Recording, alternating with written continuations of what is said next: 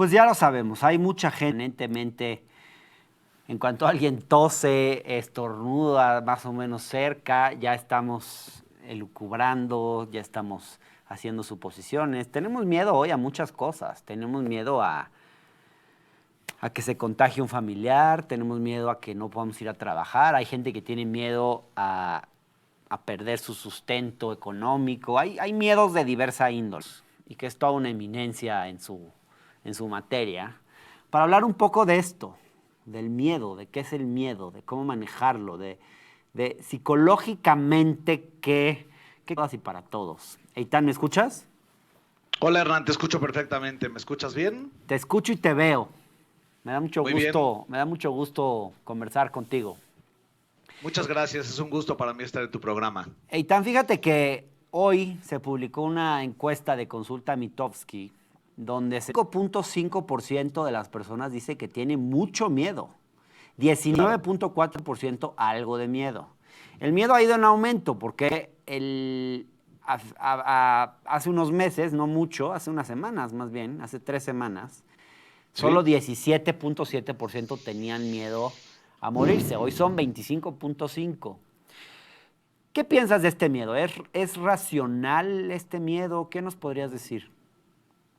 Bueno, te cuento que las estadísticas no me sorprenden porque como sabemos, incluso tenemos una película mexicana muy famosa que se llamaba El miedo no anda en burro, lo cual Ajá. básicamente quiere decir que el miedo tiende a acelerarse con el tiempo, en particular cuando las circunstancias así lo indican.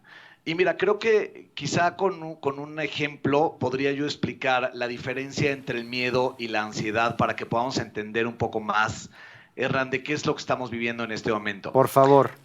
Mira, el miedo es una reacción natural. Si de pronto yo aquí sentado en tu casa volteara hacia Gracias. atrás y me encontrara con que tengo un león detrás de mí, probablemente tendría esta reacción que conocemos de miedo o de pánico, que también se conoce que es presente y que es mesurable y que está aquí frente a nosotros.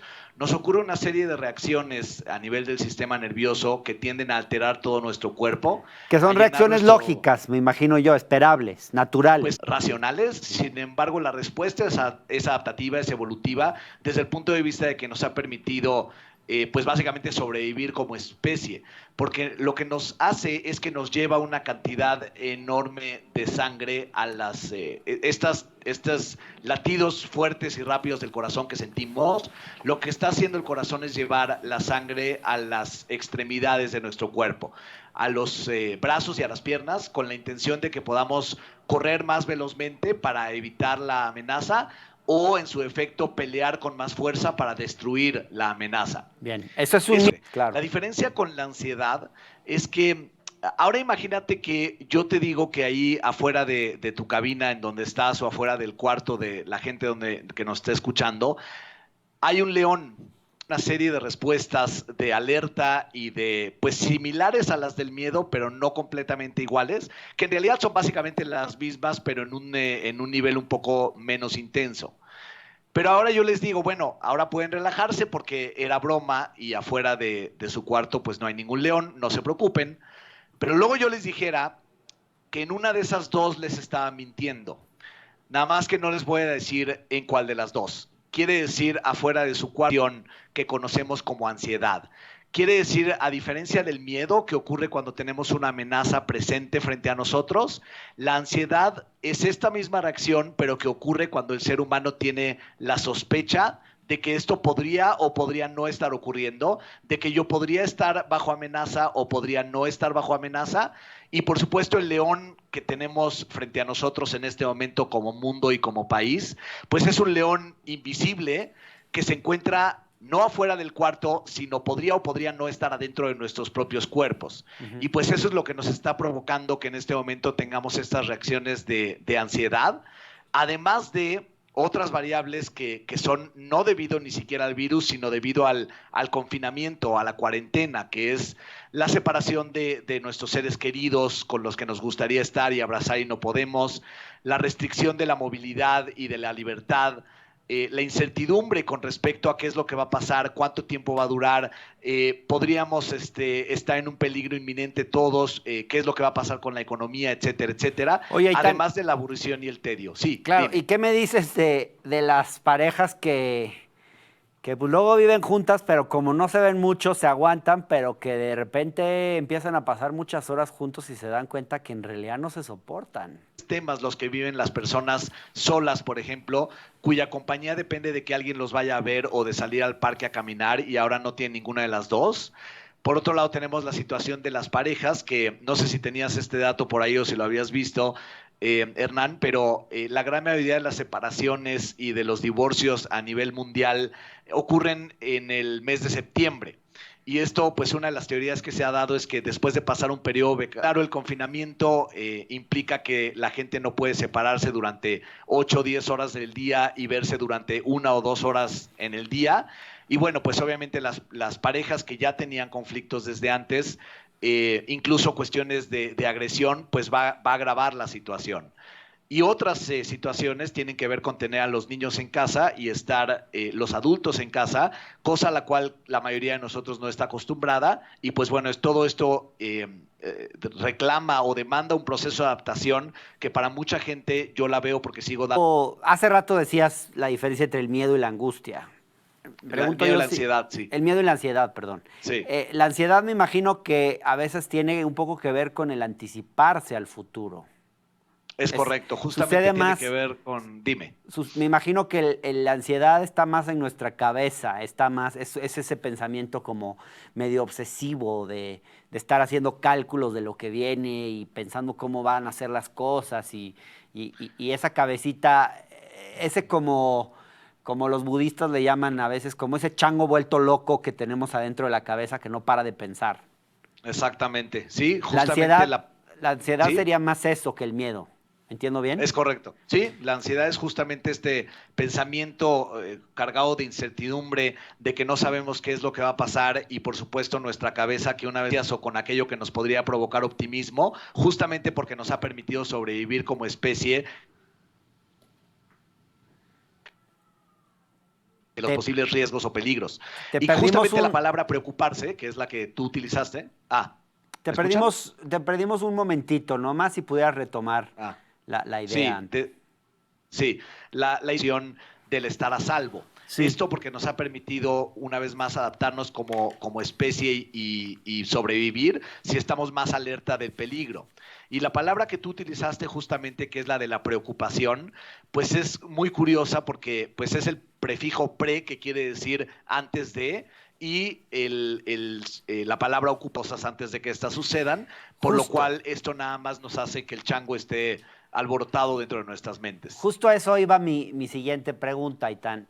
Hay Sí, un sector importante de la población, yo sí, diría, y lo vemos en las encuestas, en general es el nivel socioeconómico más alto. Vamos, sí, quienes pueden darse el lujo quizás de encerrarse en sus casas 3 semanas, 4 semanas, sin ningún problema, porque tienen quizás un refrigerador lleno, una alacena llena de lípidos y grasas con la cual dedicarse a engordar durante un mes mientras hacen home office, sí, sí, pero no es la realidad de una gran sí, parte de las personas de este país, quizás de 50 millones de personas que viven al día y que no podrían dejar de correcto. trabajar por demasiado tiempo. Pero lo que voy es esto. Sí, Hay un reclamo que tiene que ver con los que entran como por importación, son casos importados. Fase 2 es transmisión sí, comunitaria, fase 3 es la etapa epidemiológica y fase 4 no sabe. ujú, La encuesta de Mitofsky que se ha publicado hoy también, se le pregunta a la gente en qué fase creen que estamos. Pues fíjate, sí, Eitan, que el 48%, esta opción es la que gana. A ver si Ricardo me la puede proyectar en la pantalla para los que están viéndonos en televisión, pero yo les digo los datos para los que nos sí, escuchan en radio. 48% cree que estamos en fase 2 de transmisión comunitaria. 31.9% cree que sí, estamos en fase 1 y 9.3% cree que estamos ya en la etapa epidemiológica, que es la tercera fase. Claramente aquí tienes casi un 60% de las personas que están adelantando etapas, que están viviendo ya en las etapas posteriores. ¿Esto tendría que ver con la ansiedad de estas personas? Digamos, te lo pregunto a ti como psicólogo porque no te puedo pedir un punto de vista de epidemiólogo que no eres. Perdimos la conversación, pero vamos a ver si hay que piensan que ya estamos en la fase 2 o en la fase 3, cuando en realidad estamos en la fase 1. Esto tendría que ver con un sentimiento de ansiedad frente al problema que estamos viviendo. Mira, yo creo que tiene que ver, Si por no es un que de lado, con histeria, una cuestión. quizás, pues. Sí, yo creo que tendría que ver con dos cuestiones, una que le atañe más a la psicología social y otra que le atañe más a la psicología individual. La cuestión de la psicología social, que justamente es este comportamiento de las masas, pues en nuestra situación se combina con la cuestión de que hay una gran cantidad de la población que tiene poca confianza en la información oficial.